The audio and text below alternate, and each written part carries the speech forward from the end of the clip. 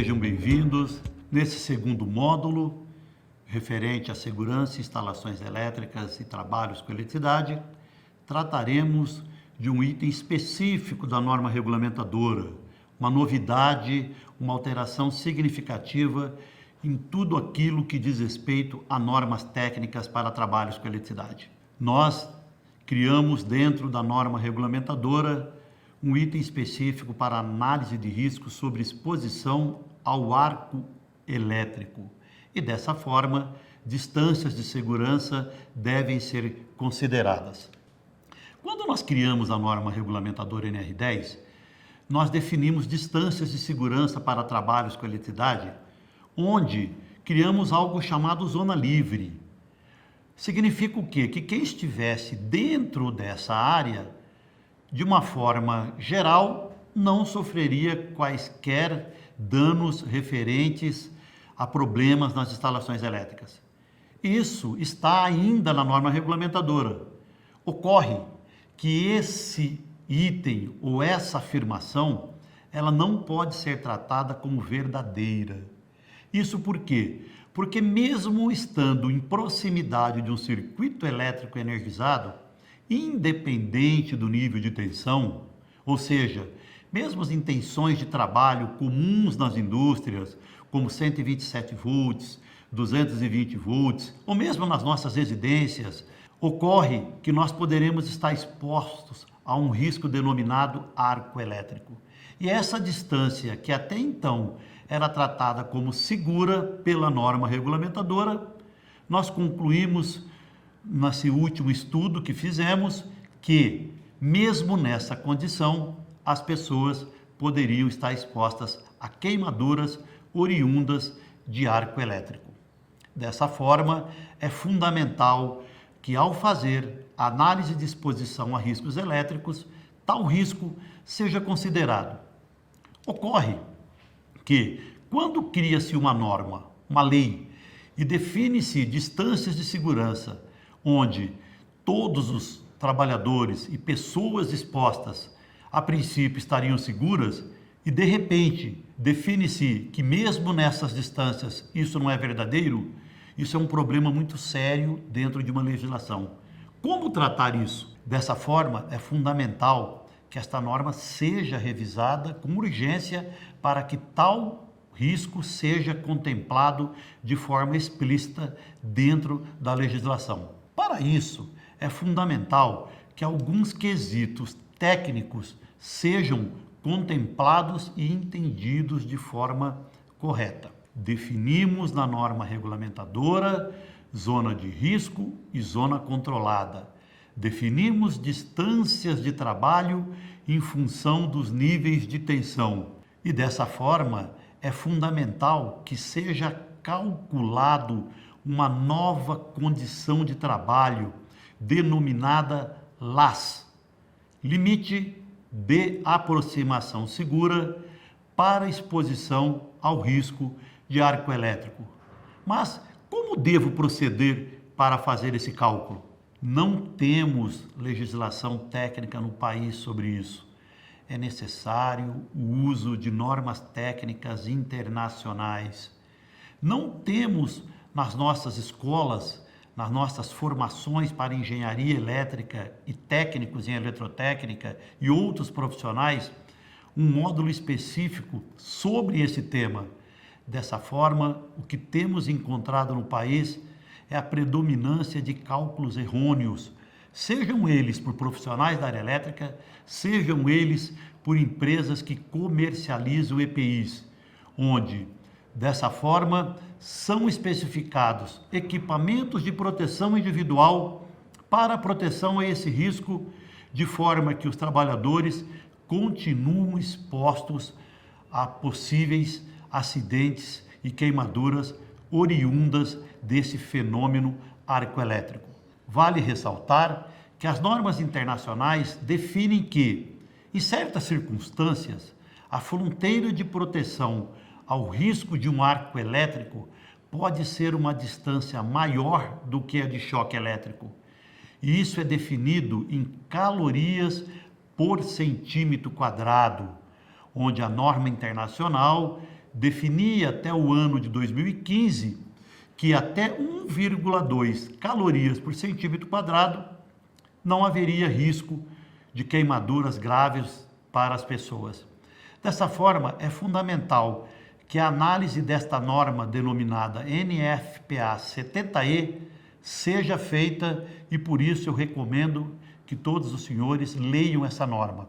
Da mesma forma, no material de apoio, nos textos explicativos que vocês terão para acompanhamento desta aula, nós colocamos vários vídeos de ensaios que realizamos em 5 anos consecutivos nos Estados Unidos e no Canadá para avaliação e definição dessa condição de trabalho aqui no Brasil. Ressalta-se que temos também no país um dos 4 laboratórios que existem no mundo para definição e ensaios de equipamentos de proteção individual para a proteção ao risco de arco elétrico. Esse laboratório está na cidade de São Paulo, na USP, e também é fundamental isso para o país. É uma conquista onde hoje, para fins de fiscalização, temos condições de ensaiar esses equipamentos de segurança dentro do nosso próprio país. Isso foi uma mudança significativa, visto que, até então,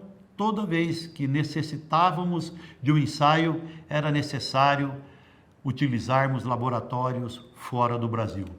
Assim, definimos também, dentro de nossa legislação, a obrigatoriedade de que todos os circuitos elétricos sejam sinalizados de forma que seja evidenciado os riscos elétricos existentes, sejam eles para choque elétrico, sejam eles para exposição a arco elétrico ou fogo repentino.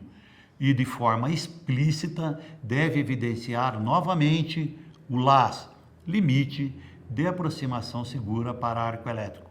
E aí ressalta-se novamente a necessidade de uma leitura técnica sobre temas específicos oriundos das normas técnicas nacionais e internacionais. E, para tanto, recomendo que seja feita a leitura do Manual de Segurança para Trabalhos com Eletricidade para exposição ao risco de arco elétrico e fogo repentino, que também faz parte do material de apoio que foi disponibilizado especificamente para esse módulo. Vale ressaltar que mais de 80% de todos os acidentes de origem elétrica na indústria, em baixa tensão, ou seja, abaixo de 1000 volts, provocam queimaduras por arco elétrico e não choque elétrico. E assim, novamente, é fundamental que essa análise seja feita, porque temos profissionais e pessoas com lesões oriundas de arco elétrico em todo tipo de atividade, inclusive dentro de nossos lares. Ressalta-se que a situação predominante na área industrial do país significa o quê? Todos os profissionais hoje estão expostos a esse risco, porque essa é uma condição intrínseca da instalação elétrica. E, lamentavelmente, nossos projetos de instalações elétricas não contemplam a exposição a esse risco quando da elaboração dos mesmos, seja por desconhecimento, seja por uma questão de diminuição dos custos de projeto. E provocando o quê? Provocando uma condição difícil para as empresas, provocando um passivo, porque depois que você constrói instalações elétricas, aí depara-se com essa condição e, novamente, é necessário a utilização de equipamentos de proteção individual e, muitas vezes, sem conforto algum, que dificultam a mobilidade e o trabalho desses profissionais. E, dessa forma, as empresas atualmente questionam o uso desses EPIs, mas isso deve ficar claro, que novamente os projetos contemplem esse risco, para que então seja minimizado a necessidade de ações secundárias para diminuição dessa condição de trabalho. Vale citar que o arco elétrico é um fenômeno da natureza, intrínseco às instalações elétricas, onde O grande problema é o desconhecimento de todos. E por acreditarem que normalmente isso não é um problema, não se define medidas de controle específicas. Assim, recomendo a leitura novamente da NFPA 70E, onde foi definido 4 tipos de riscos: risco 1, risco 2, risco 3 e risco 4, que em função do nível de energia incidente de uma instalação elétrica, será definido o tipo de equipamento a ser utilizado. Isso faz parte de um programa de fiscalização do Ministério do Trabalho do ano de 2016, denominado NAD, Notificação para Apresentação de Documentação, onde todas as empresas devem apresentar alguns documentos específicos e estudos específicos para exposição ao risco de arco elétrico. Essa condição é uma condição nova, onde, dentre todos os documentos que analisamos até o momento para apresentação das empresas a esse quesito, foram considerados inadequados. Dessa forma, é fundamental que seja estudado esse assunto de uma forma mais objetiva e específica, para que a análise de risco seja feita de forma adequada, evitando tanto num programa de fiscalização multas pelo Ministério do Trabalho, mas principalmente a proteção adequada de todos os trabalhadores. Onde ressalto que no material de apoio, vários vídeos de condições reais de trabalho em indústrias estão inseridos para que vocês possam entender com mais propriedade essa condição. Assim, ressalto o item da NR10 que trata de EPIs, onde no item 10.292 estabelecemos que as vestimentas de trabalho devem ser adequadas, contemplando condutibilidade, inflamabilidade e radiações eletromagnéticas. Assim, o Ministério do Trabalho, como já foi dito, definiu um programa de fiscalização, onde, em conclusão, define-se que as distâncias estabelecidas pela NR10 para riscos elétricos são insuficientes, sendo somente aceitas para a exposição ao choque elétrico, sendo que para arco elétrico devem ser definidas novas distâncias. E dessa forma, estabeleceu-se 6 itens obrigatórios na fiscalização. 1. É obrigatório o cálculo de energia incidente em todos os cenários elétricos feitos por um profissional habilitado, engenheiro eletricista.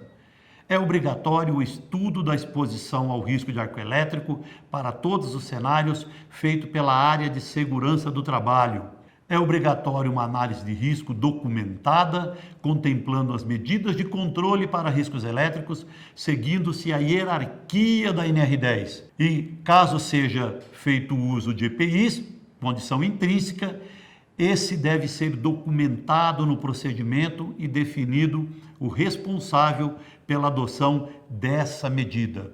O uso do EPI deve atender à norma regulamentadora NR6, equipamento de proteção individual, contemplando a proteção da face, dos membros superiores e membros inferiores e do tronco.